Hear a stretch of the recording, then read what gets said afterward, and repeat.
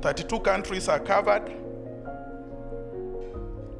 We have 105 female, 45 male. In the area of indigenous medical science and practices, followed by indigenous knowledge and climate change, followed by indigenous pedagogies and curriculum development, followed by indigenous knowledge in social capital development.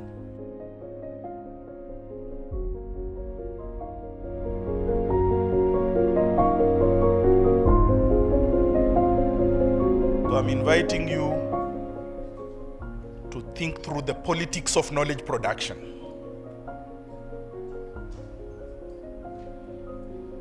And to think through how that politics of knowledge production has assigned you as Africans a place. A place that treats the knowledge you produce not as knowledge, but as knowledge that needs to be validated through instruments developed elsewhere. And that if you're going to spend time talking about indigenous knowledge systems, it is time for us to begin to ask ourselves, why should indigenous knowledge system be the other knowledge, rather than simply being knowledge?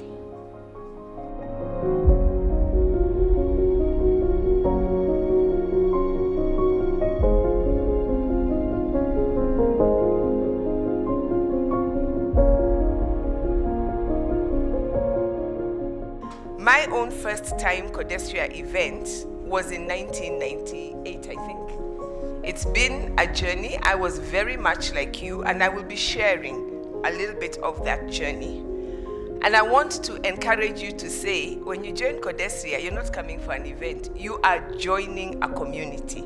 And on behalf of that community, I want to welcome you into this community. Please let me ask you to stay engaged. Do not just say, I am part of AFRIAK, and that's the only thing I'm doing with Codestria. I invite you to go to our website. I invite you to talk to the Codestria colleagues, find out what else we are doing.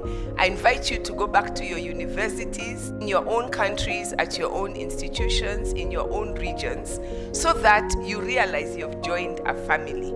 I know the journey of being an academic, being an intellectual, can be very difficult.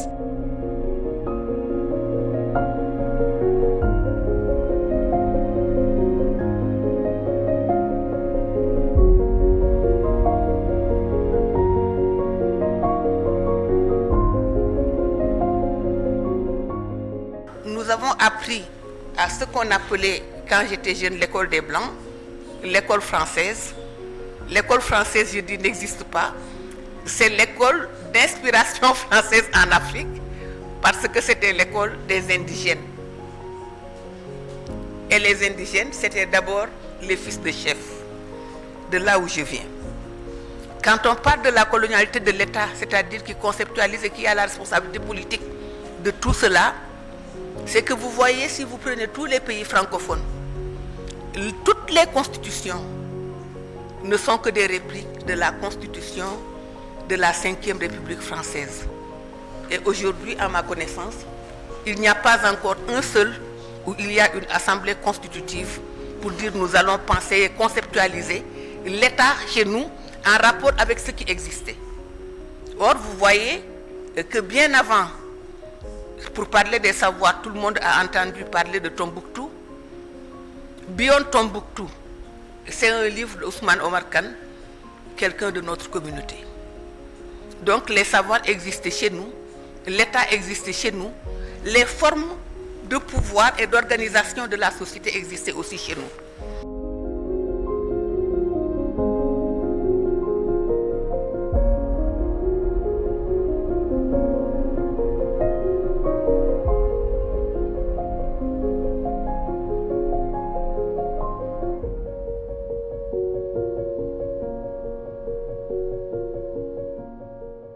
Moi, je pense qu'on n'est pas sorti de l'auberge, parce que post-colonial, on est toujours en train de définir l'Afrique à travers la colonie.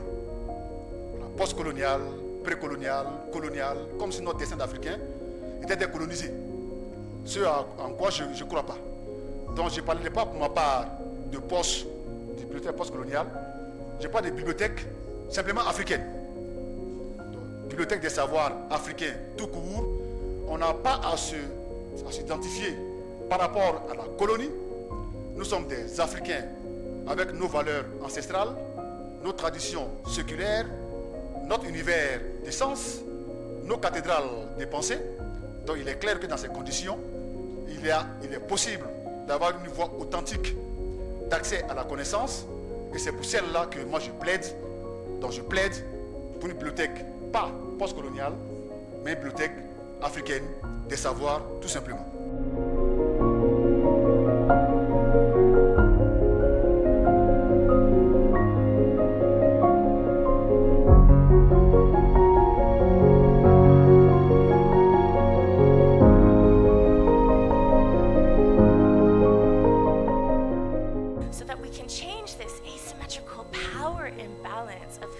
Knowledge counts when it comes to developing our countries, our communities, and ourselves, and why. What exactly do I mean when I'm talking about knowledge mobilization? First and foremost, you need to understand that, like most things in academia, knowledge mobilization is a contested concept. What do we mean by knowledge? Is it tacit knowledge? Is it explicit knowledge?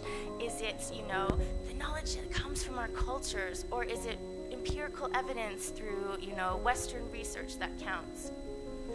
We also don't always agree in terms of with who are we sharing this knowledge, or in whose best interest? Is it for the public? Is it for the government? Is it for parents? Is it for children? Why are we doing this in the first place?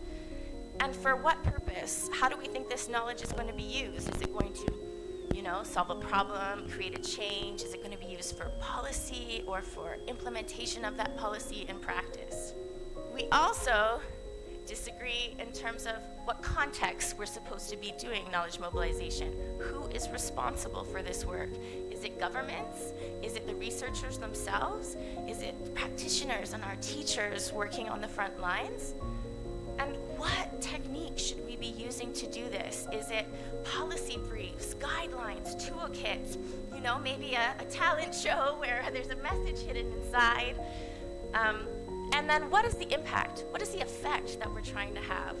All of these things are contested.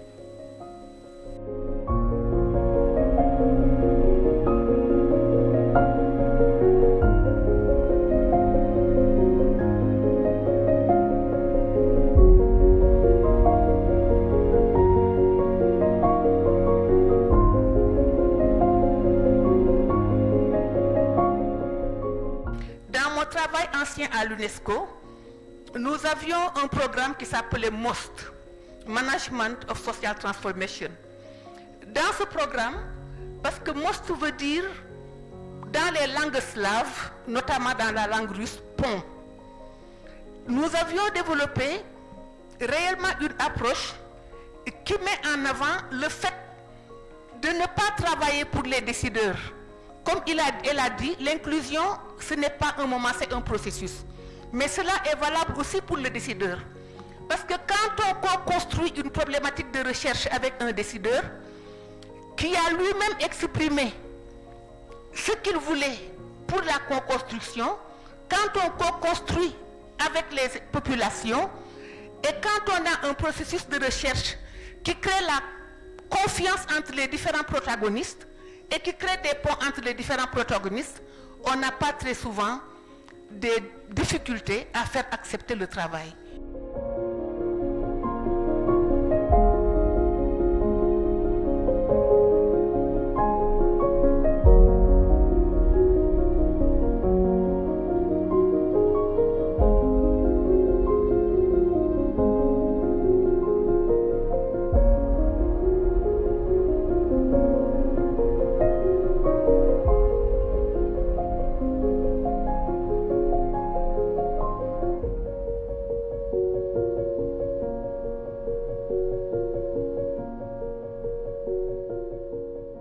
deserve rounds and rounds and rounds of applause. And I wanted to do it again. Really, when the reviewers were brought together, I do not think then that we had a sense of what we were going to be meeting when we got, the batches of proposals. And it was when, like Mishai said on the first day, it was when we began, in our various rooms, that we began to go through each of these proposals, that we saw the immensity of what I am not even sure Codestra has a sense of what is going to eat it in the next 7 months by the time you begin to submit, your findings. So I need to say that this inaugural cohort is bringing a lot to the table. It's bringing some serious level of commitment, serious level of education, of advancement that portends a lot for the transformation of our epistemological, landscape in Africa.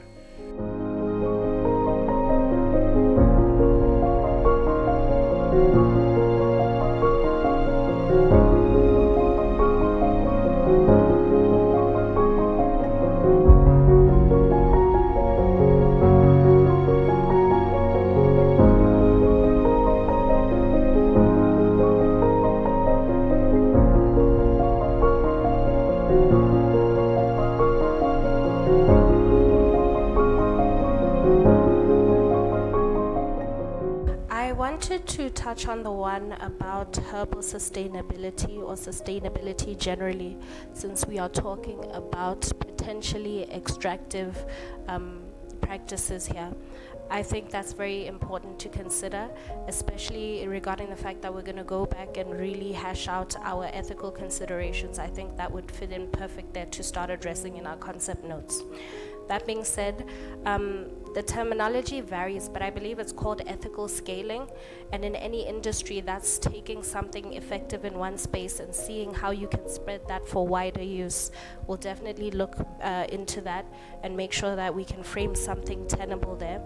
I do think that there's something redemptive still about the fact that indigenous health, and why we say indigenous health solutions and not always medicine, is because indigenous health is not always herbal.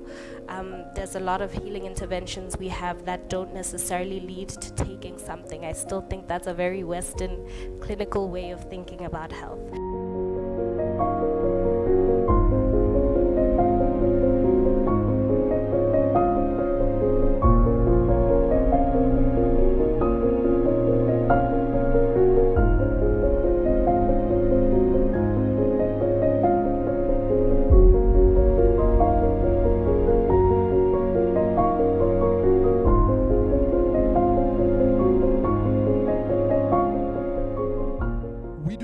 We do not have the resources nor the time to translate all of our projects into indigenous languages. But what we can do is to apply indigenous concepts very consciously and actively.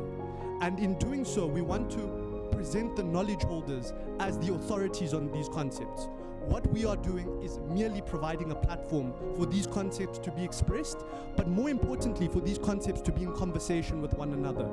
This idea of the Bantustanization of indigenous knowledge has to stop, right? And so what we're trying to do is to provide a platform through the Sankofa Collective and our collaborative approach.